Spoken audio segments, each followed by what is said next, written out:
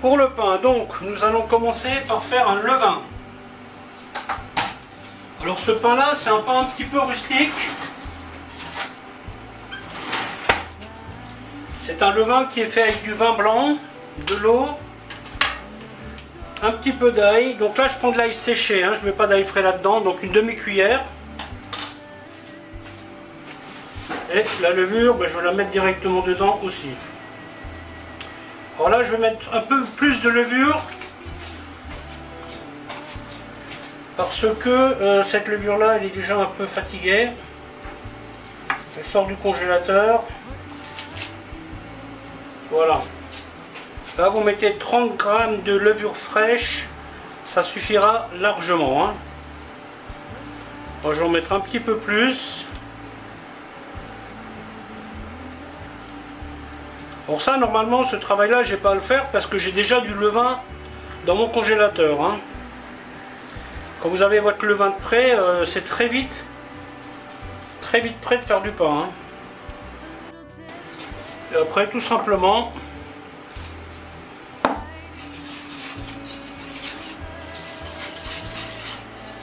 on rajoute le liquide.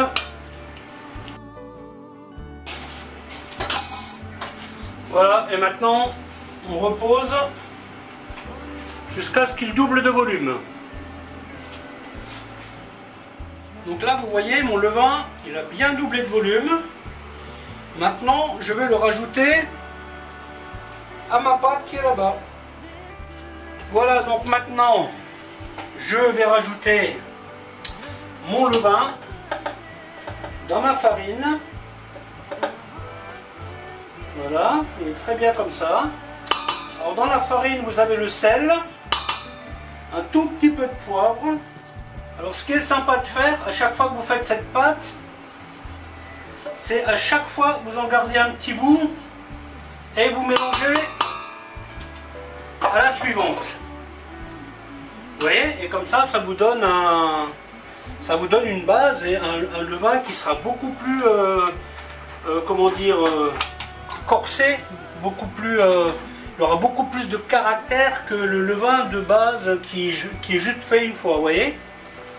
Et après, hop, on commence doucement.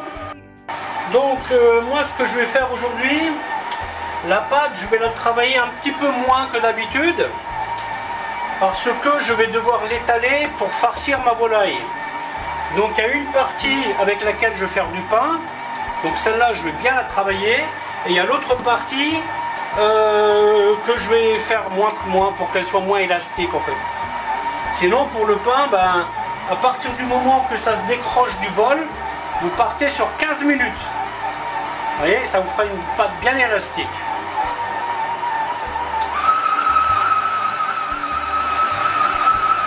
Alors parfois il y a des réajustements d'eau à faire parce que en fonction de l'humidité qu'il y a dans l'air, en fonction de la farine, elle va absorber plus ou moins d'eau.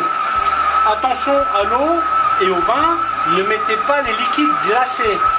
Que ce soit pour votre levain ou que ce soit pour terminer votre pâte, vous mettez un liquide qui est entre 25 et 30 degrés. Pas plus, pas moins. Vous voyez la pâte, elle se décroche tout doucement du récipient. Et là, je vais encore laisser tourner un petit peu. La consistance, elle me convient. Ben, je vais continuer de tourner.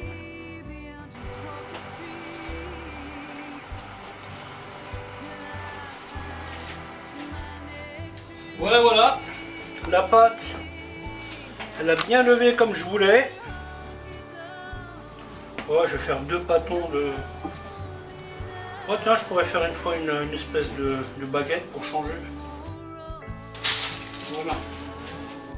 Alors pour cuire le pain, je vais mettre le four à 250, hein, c'est le max de mon four. Hein.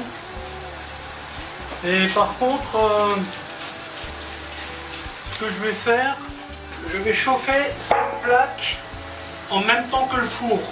Plaque vide, et au moment où je mets le pain, je vais jeter de l'eau là-dedans pour générer de la vapeur.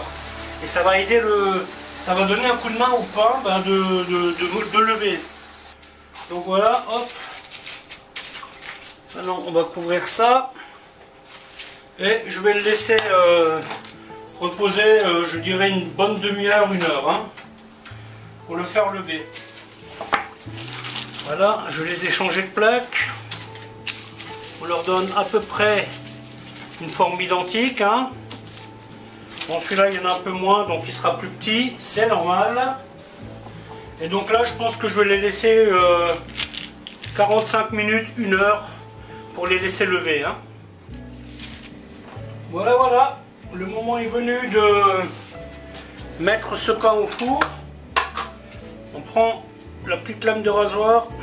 Donc là, je pense qu'une vingtaine de minutes, ça va suffire. Et vous aurez la photo du résultat. Par contre, n'oubliez pas de verser l'eau dans la plaque qui est toujours vide et qui est très très chaude. Et grâce à cette vapeur, ben, votre pain il va bien gonfler.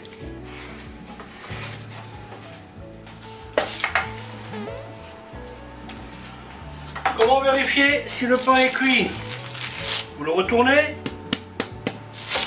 vous tapez à l'arrière, il a un bruit sourd. Celui-là, à 30 minutes de cuisson, peut-être aurais-je pu en mettre seulement 25. Mais voilà, un pain bien croustillant.